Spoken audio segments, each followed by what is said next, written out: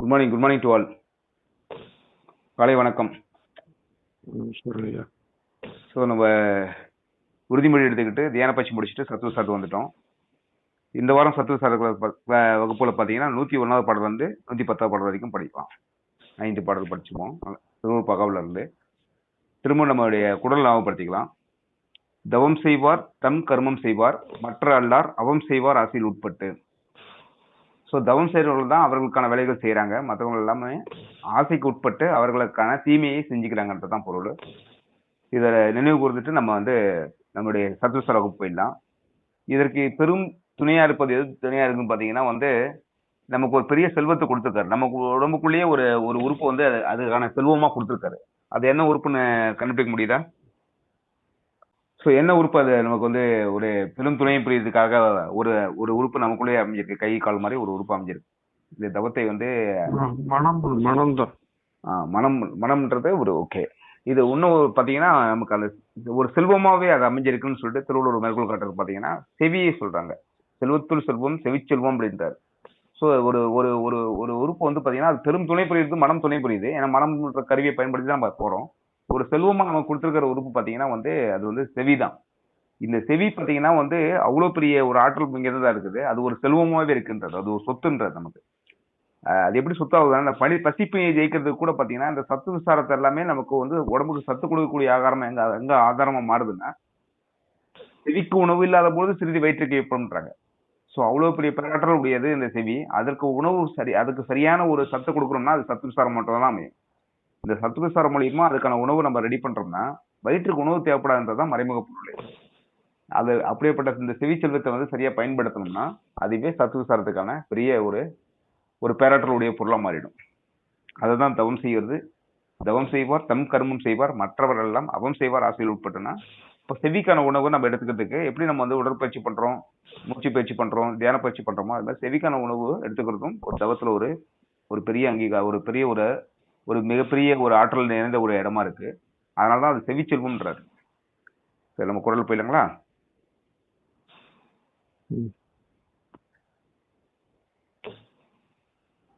வாடுதல் நீக்கிய மணிமன்று இடையே ஆடுதல் வல்ல அருட்பெரும் ஜோதி.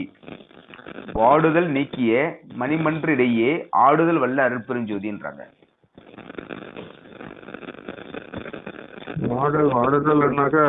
மனம் சோர்வடைகிறது. மனம் சோர்வடைகிறது. வாடுதல் நீக்கிய மணிமன்று இடையே ஆடுதல் வல்ல அருட்பெரும் ஜோதி. ஒரு நம்ம திருச்சிற்றம்பலத்துல நம்ம மனசை செலுத்தி இறைவனை வந்து தொடர்பு கொள்ளும் போது இந்த சோர்வு எல்லாம் மன சோர்வு சோம்பல் இல்ல வந்து நம்ம வாட்டம் அடைகிறதுனா நம்ம வந்து நம்மள இந்த மனசோர்வு கொடுத்து நம்ம மரணம் வரைக்கும் கொண்டு போயிடாது. அந்த அந்த மரணம் வரைக்கும் நம்மளை அழைத்து போகக்கூடிய அந்த வாடுதல்னு அந்த அந்த அந்த மனக்கவலைன்றது வந்து ஒரு ஒரு கட்டத்தில் நிற்காது. அப்புறம் உடல் சோர்வையும் கொடுத்துரும், மனசோர்வையும் கொடுத்துரும்.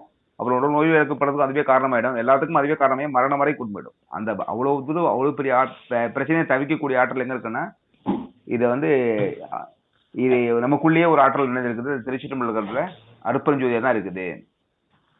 ஸோ அது அது அந்த அந்த வாடுதலை வந்து நமக்கு நீக்கக்கூடிய ஆற்றல் எங்க இருக்குன்னா நம்ம சோம்பலை ஜெயிக்கணும், நம்ம நோயை ஜெயிக்கணும், நம்ம ஏதோ நமக்குள்ள இருக்கிற பிரச்சனை நம்ம ஜெயிக்கணும்னாலும் அதுக்கான ஆற்றல் வந்து அந்த வாடுதல்ல இருந்து வெளியே வர்றதுக்கான ஆற்றல் எங்க இருக்குன்னா திருச்சிற்றம்பலத்துல தான் இருக்குதுன்றது தான் பொருள்.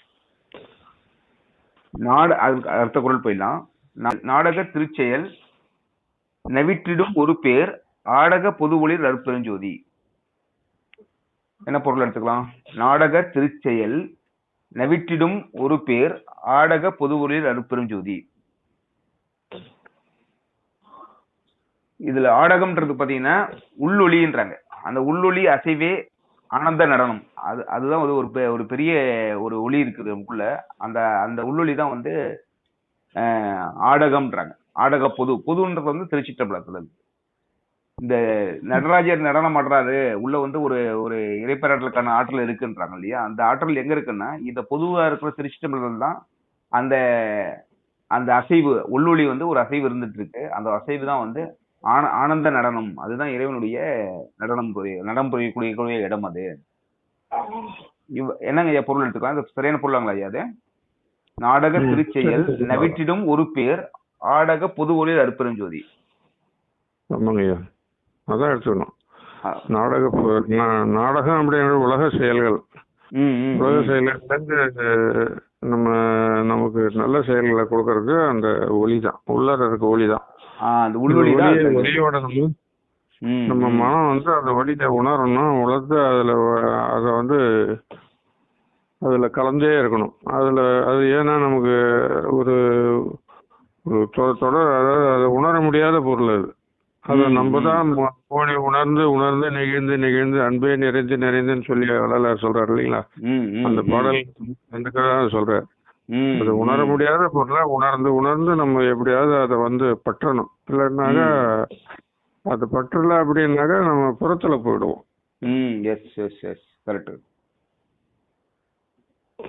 அந்த அந்த புதுன்ற திருச்சிற்றம்பலத்துல ஒரு பெரிய ஆனந்த நடனம் இருக்கு. அந்த நடனம் தான் உள்ளொலியா வந்து நமக்குள்ள ஒரு அசைவா வந்து உள்ளொலி அசைவா இருந்துட்டு இருக்குது. அதுதான் வந்து ஆனந்த நடனம்ன்றது. இறைப்பராற்றல உணரக்கூடிய ஒரு பொதுவான ஒரு இடம் இருக்குன்னா அது திருச்சிற்றம்பலம் தான். அங்கதான் வந்து ஒரு பேராற்றல் ஒளியா இருக்கு அப்படின்றதான் பொருள். கருத்து குரல் போயிடலாம்.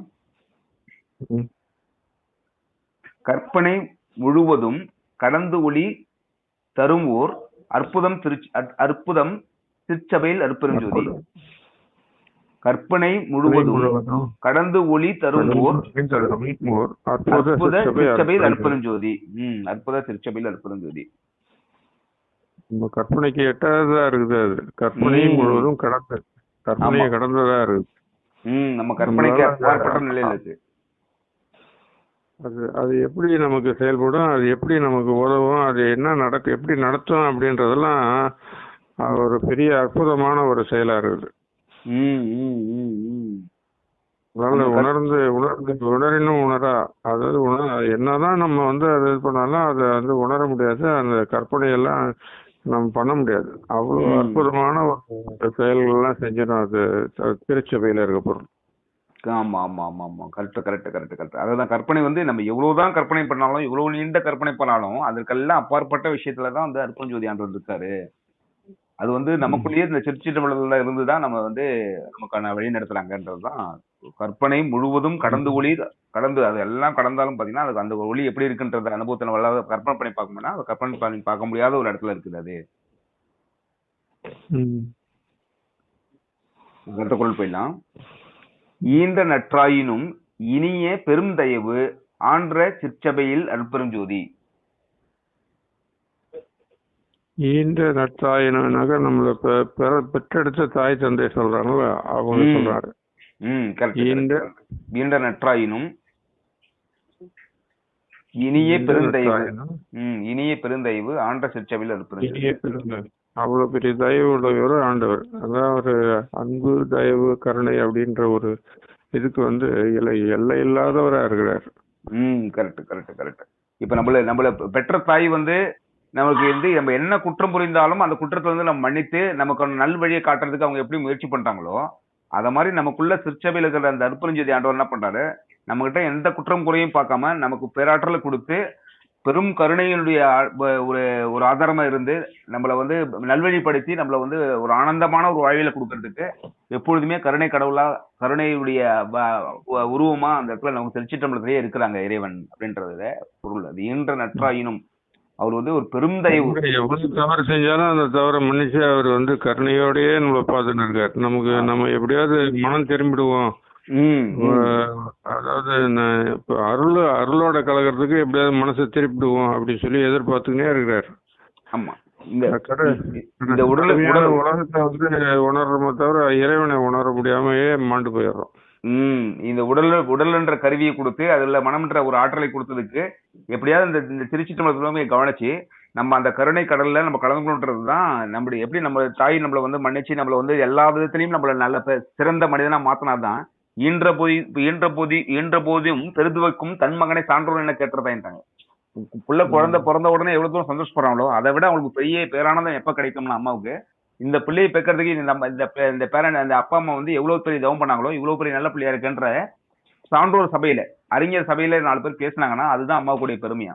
அதே மாதிரிதான் இந்த கருணை கடவுள இருக்க இறைவன் அந்த பிள்ளை வந்து அவரை விட நல்லா வாழ்றதுக்கான சூழ்நிலையை அமைச்சிக்குது. அதை பார்த்து இறைவனை தரிசனம் பண்றதுக்கு சூழ்நிலைக்கு போகுதுன்னா அது வந்து அவ்வளவு பெரிய கருணை கடவுளா இருந்து நம்மளுடைய குற்றம் குறைகளை எதையுமே பார்க்காம நம்மளுக்கு கொடுக்கக்கூடிய நல்லா சிறப்பும் கொடுக்கக்கூடிய ஆற்றல் எங்க இருக்குன்னா இந்த திருச்சிற்றம்பலத்தில் அருட்பெருஞ்சோதி ஆண்டவருக்கு தான் இருக்கு. அவரு கருணை கடவுளா இருக்காருன்றதுதான் பொருள்.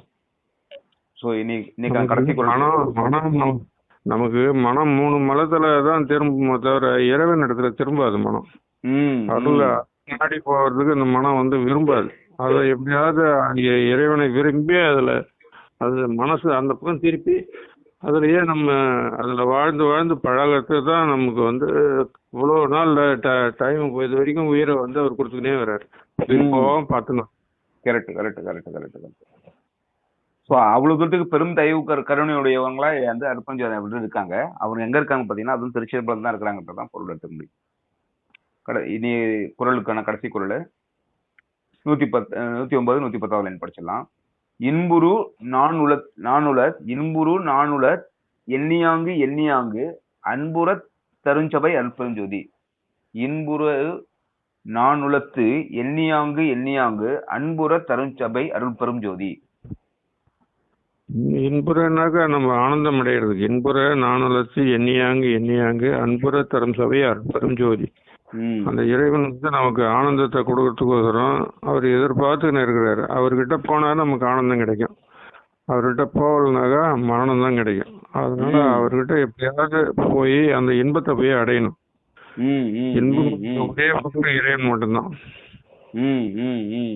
இது அவருடைய அனுபவத்தை காமிச்சு நம்மளும் அந்த மாதிரி அந்த அனுபவத்துல இருக்குன்றதுக்காக தான் அதை சொல்றாங்கன்னு நினைக்கிறேன். எல்லா உயிர்களும் இன்புற்று வாழணும்னு சொல்லிட்டு நான் அந்த வாழ்வில வாழ்ந்துட்டு இருக்கேன். அந்த வாழ்வில வாழக்குள்ள என்ன ஆகுதுன்னா எனக்கு எண்ணியவாறு நடந்துட்டு இருக்குது. அப்ப இது வந்து இந்த மாதிரி ஒரு அன்புலையும் தயவுலையும் கருணையிலும் நம்ம வாழ ஆரம்பிச்சிட்டோம்னா அந்த எண்ணியவாறு நடக்கிறதுக்கான ஒரு பெரிய ஆற்றல் வந்து ஒரு பெரிய இன்பத்தை நமக்கு வந்து திருச்சிற்றம்பலம் அருட்பெருஞ்சோதி நமக்கு கொடுத்து நம்மளையும் அந்த அந்த அந்த ஒரு அந்த இன்ப துன்பங்களற்ற ஒரு ஆனந்த நிலையில வாழ்றதுக்கான ஒரு பெரிய ஆற்றலுடைய ஒரு மனிதனா நம்மளை மாற்றுறதுக்கான சூழ்நிலை இருக்கு. அது திருச்சிற்றம்பலத்துல அருட்பெருஞ்சோதி தான் கொடுக்குறாரு. அந்த எண்ணியவாறு முடியறதுக்கான ஆற்றல் எங்க இருக்குன்னா திருச்சிற்றம்பலத்துல அருட்பெருஞ்சோதி ஆற்றல் தான் இருக்குது. அந்த அது இன்பங்களை கொடுக்குதான். அந்த இடத்துல இருந்து தான் இன்பம் கொடுக்குதான். அந்த நமக்கான நம்ம நோய் நொடியிலிருந்து தவிர்த்து ஒரு பேரானந்த நிலையில வாழ்றதுக்கான ஆற்றல் அங்கதான் இருக்கு. ஸோ அதை கொடுத்து நம்ம என்ன பண்றாரு, நம்ம நல்வழிப்படுத்துறதுக்கு நம்ம முயற்சி பண்றாரு. அப்ப எண்ணியவாறு நடக்கிறதுக்கு ஸோ இது மாதிரி அந்த தயவும் கருணையும் அன்பும்ன்ற அதுதான் நம்முடைய வாழ்வியல நம்ம மாத்திக்கணும்னா எல்லா உயிரும் இன்புற்று வாழ ஒரு வாழ்வியல் சூழ்நிலையை மாத்திக்கும். அந்த சூழ்நிலையை மாத்திக்கிட்டா என்ன ஆகுதுன்னா எண்ணியவாறு நடக்கும். அப்படி அந்த அந்த இன்பங்களுக்கு நமக்கு கொடுத்து நம்மள அருட்பெருஞ்சோதி ஆண்டவர் நம்மளை வந்து ஆட்கொண்டு நம்மளை வந்து வழி நடத்துறாங்க. அதுதான் அவரோட அனுபவமா இருக்கு. ஐயாவுடைய அனுபவமா தான் இருக்குது. அது நம்ம அனுபவமா மாத்துறதுக்கு தான் இந்த குறள் எல்லாம் அமைச்சிருக்காங்க. இந்த குறளை ஒரு தடவை எல்லாரும் படிச்சலாங்களா? வாடுதல் நீக்கிய மணிமன்று இடையே ஆடுதல் வல்ல அருட்பெருஞ்சோதி. நாடக திருச்செயல் நவிட்டிடும் எனுவோர் ஆடக புதுவொளிர் அருட்பெருஞ்சோதி. கற்பனை முழுவதும் கடந்து ஒளிதரும் ஓர் அற்புத சிற்சபையில் அருட்பெருஞ்சோதி. ஈன்ற நற்றாயினும் இனிய பெருந்தயவு ஆன்ற சிற்சபையில் அருட்பெருஞ்சோதி.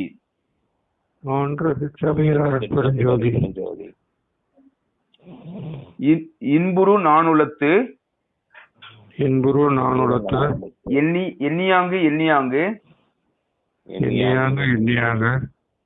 அன்புற தருஞ்சபை அருட்பெருஞ்சோதி.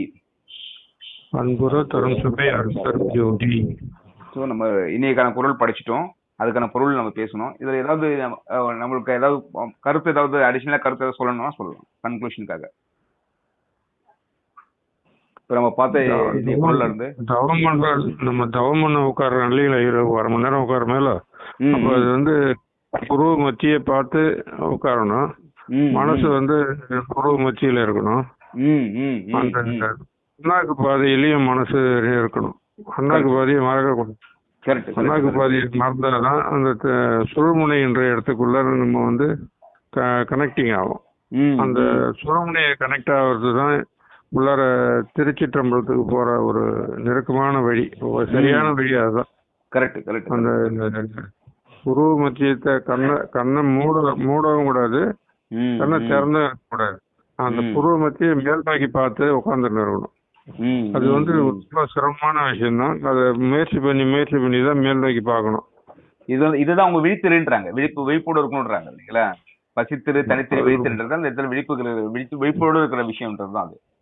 அந்த தவத்தை வந்து சரியா இப்ப நீங்க சொல்றத ப்ராசஸ் கரெக்டா நம்ம பண்ணணும்னா நம்ம விழிப்பு நிலையிலே இருக்கணும். அந்த உறக்க நிலைக்கு போகாம விழிப்பு நிலையிலே கவனிக்க ஆரம்பிக்கணும்.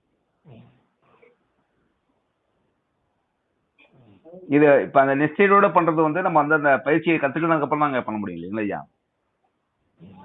இது பழகிறது வந்து நம்ம இது வந்து ரொம்ப சிரமமான ஒரு இடம். எப்பயுமே இது பழகி இதை வந்து அது கண்ணு அப்படி மேல் நோக்கி பார்த்து அந்த புருவ மத்திய பார்த்து இணைக்கிறது வந்து ரொம்ப நாள் பழகினாதான் அது வரும். அது ஒரு நிமிஷத்துல சொன்னதுனால வர்றது கிடையாது. தவத்துல உட்காரக்குள்ளதான் மேல் நோக்கி பார்த்து பழகணும். கண்டிப்பா. எல்லாம் மகாமந்திரம் சொல்லிட்டு நம்ம அடுத்தது நிகழ்ச்சி போயிடலாம். எல்லாம் மகாமந்திரம் சொல்லிடுங்க.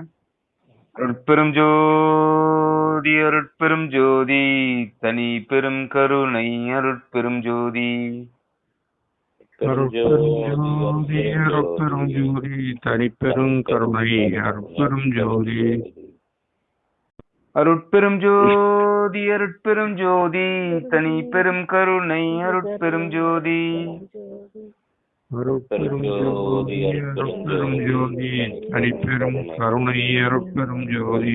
ஸோ இனி தவ வகுப்பத்துல பங்கெடுத்துக்கணும் அனைத்து நண்பர்களுக்கும் மிக்க நன்றி. இவ்வளவு பெரிய வாய்ப்பை நமக்கு சரியா பங்கெடுத்துக்கிறதுக்கான எல்லாருக்கும் ஒரு வாய்ப்பு அமையறதுக்கு காரணம் நம்மளுடைய எல்லாருடைய ஆர்வம் தான் காரணம்.